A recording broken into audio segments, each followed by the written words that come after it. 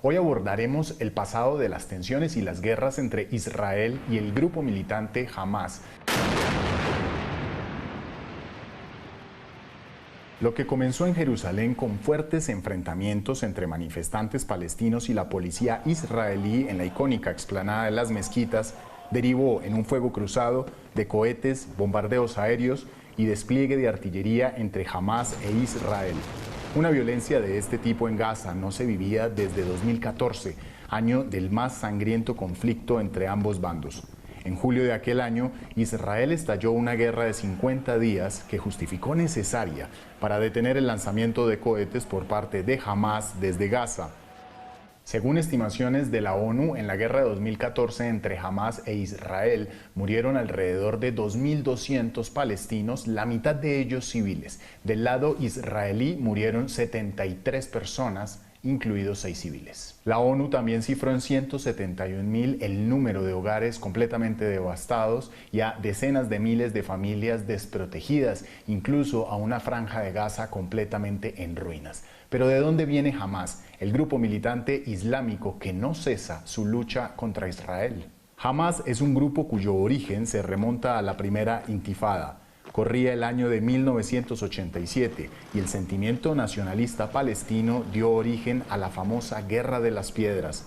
Miles de palestinos, a punta de piedras y palos, se enfrentaron al poderoso ejército israelí en su lucha contra la ocupación de Israel en los territorios de Cisjordania y la Franja de Gaza. Aquella primera intifada duró largos 6 años y solo terminó con los acuerdos de Oslo de 1993, un tratado de paz firmado entre Yasser Arafat e Isaac Rabin tras contabilizar la muerte de más de 3.100 palestinos y cerca de 130 israelíes.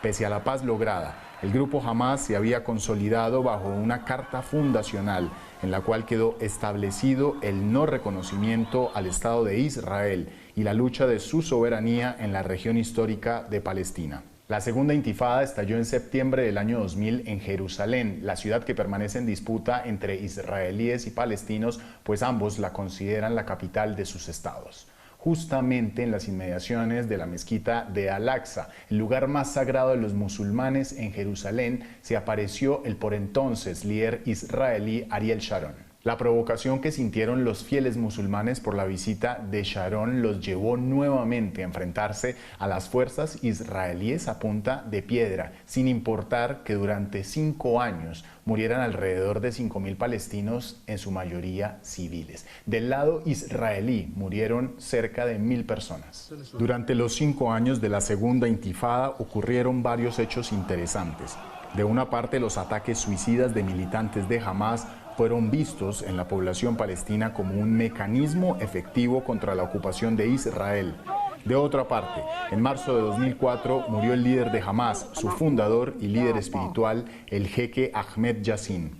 Y finalmente, unos meses más tarde, con la muerte de Yasser Arafat a sus 75 años, el por entonces principal líder palestino y uno de los fundadores de Fatah, el camino político de Hamás quedó en situación favorable para ganar las elecciones palestinas de 2006.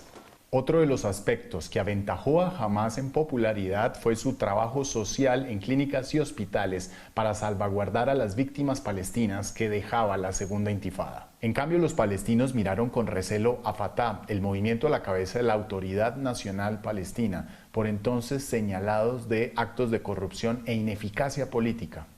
El triunfo de Hamás sobre Fatah en las elecciones legislativas de 2006 desencadenó una crisis política que a su vez quebró cualquier alianza de las dos facciones palestinas.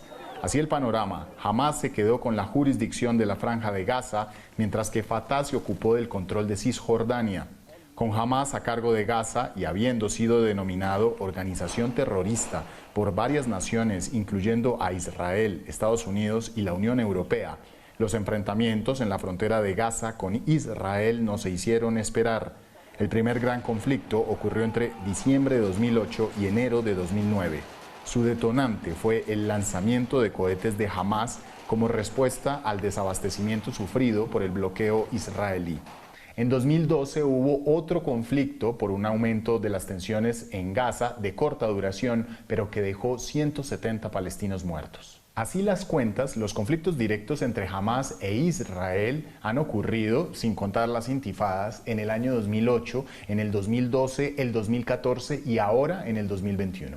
Si bien Estados Unidos y la Unión Europea han reivindicado la defensa legítima de Israel de los territorios que le fueron asignados por la ONU en 1948, año de la creación de su Estado, las organizaciones de derechos humanos internacionales han denunciado la desproporción con que Israel contraataca a sus enemigos árabes. Ejemplo de ello son la cantidad exagerada de muertos civiles del lado palestino, la destrucción masiva de sus ciudades y los territorios anexados ilegalmente en la Guerra de los 6 días. Del lado de los palestinos, Hamás funge como el ala extremista que dice no ceder ante Israel hasta tanto no recuperar los territorios ocupados, en especial Jerusalén del Este, la considerada por los palestinos capital de su futuro Estado y que desde 1967 permanece en control absoluto de Israel. Un conflicto que aparentemente no tiene fin. Así concluimos. Soy Andrés Suárez Jaramillo. Gracias por compartir y comentar estas historias.